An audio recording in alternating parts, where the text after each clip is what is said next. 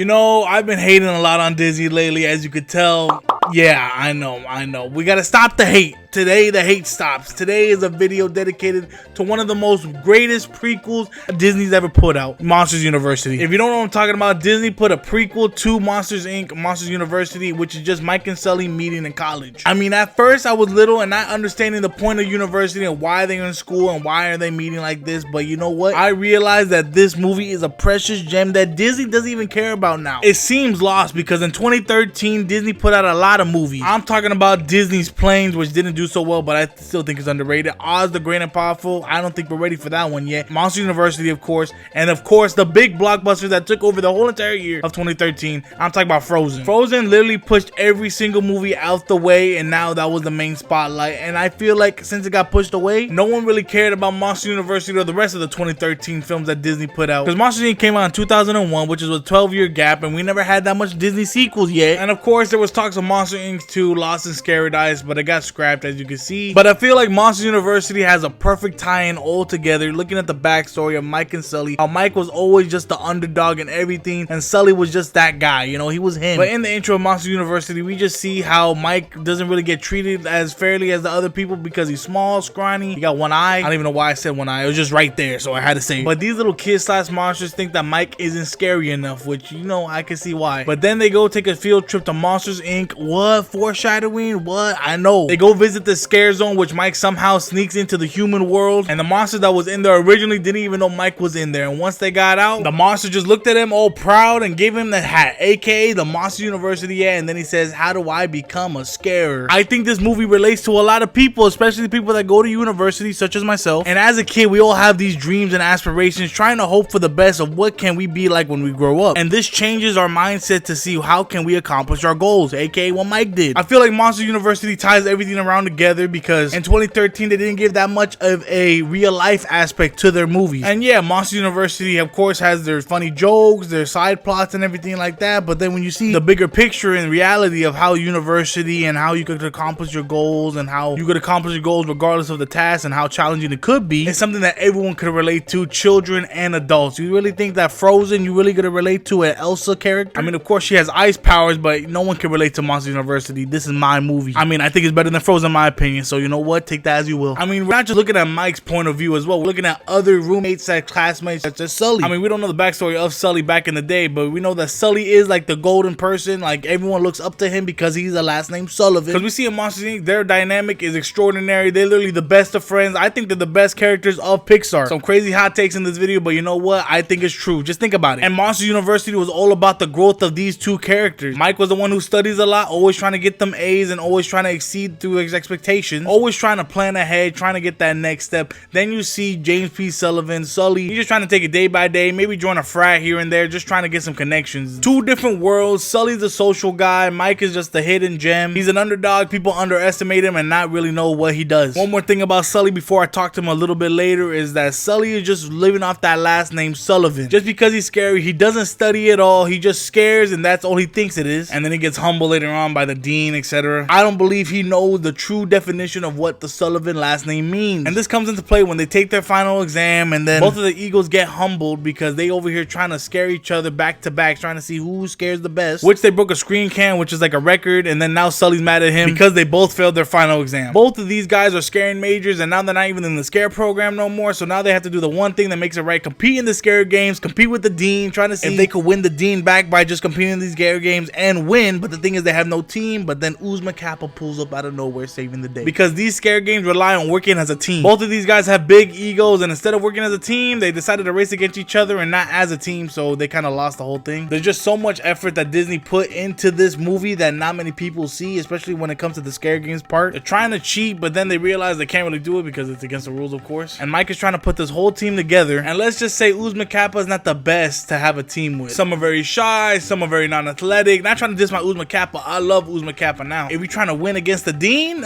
you want a better team. This is where the character development decided to start happening. It's already halfway through the movie and you started to see they keep on fighting over and over again like a crazy couple, but then they decided to say, hey, let's put our differences aside and let's start working together as a team. And they go to the one place that Mike truly saw what he wanted to do when he grows up, be a scarer. They go to Monsters Inc. What I said previously in this video, Monsters Inc., they have a good dynamic, but we didn't really know the backstory of how they did. They were actually enemies. And I think this is what Disney got to start doing again. They got to start getting two lovable characters that we know and have a good backstory. If you want to hear more of how Disney lost their magic, click that link right there. But back to Monsters University and how crazy this movie really is. Not only the character art from both of these characters are great, we also got to focus on one person in this movie that's crazy, Mike's story. Of course, Mike is not the scariest looking monster in the world, and he just has one eye, little two horns that are like baby teeth, but it's okay. Sorry, I gotta stop this. Mike has a lot of goals and he wants to accomplish those goals within a certain limit of time. He's just trying to have his life in order. His dream is to become an ultimate scarer, but even the dean said it to his face,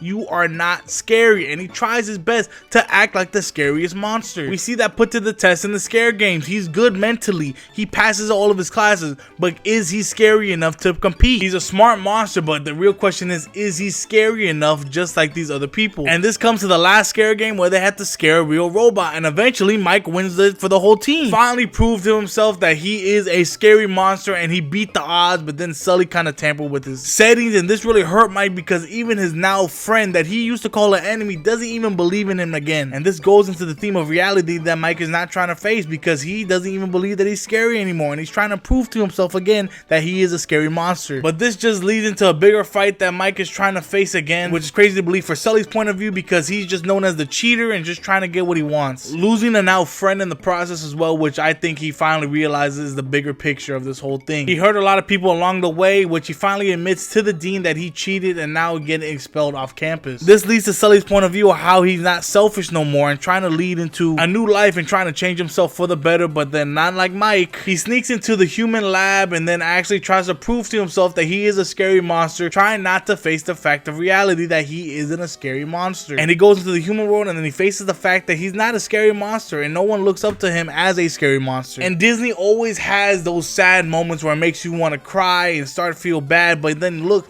this scene right here of them in the lake has to be the one of the most chilling and most revealing and raw Disney has ever been. Because it's not no Toy Story 3 or Toy Story 2 when somebody loved. Nah, it's not like that. They just go full on raw emotional breakdown. They finally reveal to each other like, look, I've always been the underdog all my life. And Sully's point of view is like, look, everyone's trying to look up to me as this Sullivan name. Just that whole forest scene was just so suspenseful with this movie. And it's been over 10 years since this movie came out and I still watch it till this day and I still get chills of how that forest scene came into play, and we didn't even see a side of Mike and Sully like this in Monsters Inc. And now we have a different perspective. And in the same human world, they have to go scare adults in order to get the power back on in order to return to Monsters University, which also gives a huge foreshadowing of how they work well as a team. AKA we can see that in Monsters Inc. and a huge foreshadowing. We also see Roz pulling up out of nowhere as 001. She always watching. Okay, that was a horrible impression, but as you can tell, they got kicked out of Monsters University. They disrespected the property and they disrespected the scare games, an honorable tradition for the university. And now the dean tells Mike Wazowski that he surprised her. He intended to scare Dean Hardscrabble by himself, but then he decided to work as a team. And this is where Sully realizes that they work really well as a team, and now seeing Mike go to wherever city he's from really hurts him. And this dude literally chased the bus so Mike could stop it, and now realize like, hey, we work well as a team. Let's keep on working as a team. Let's keep on going wherever it goes. Screw Monsters University. And now they decided to work at the mailroom at Monsters Inc. And now Mike has new goals with Sully. They decided to become the new recruits for Monsters Inc. And then in the beginning we see Mike walking at Monsters University, and now we're seeing Mike take a step into Monsters Inc. where he's becoming a new recruit. Monsters University is one of the most best films that Pixar has made in a long time. Now I'm talking about a long time. The theme within this movie, within these characters that we love, is just character growth. And honestly, I'm glad that we got a prequel instead of a sequel, because the prequel really showed Mike and Sully's dynamic, them as best friends, aka enemies as well. And if, and I mean if, Disney and Pixar decide try to do a Monsters Inc. 2.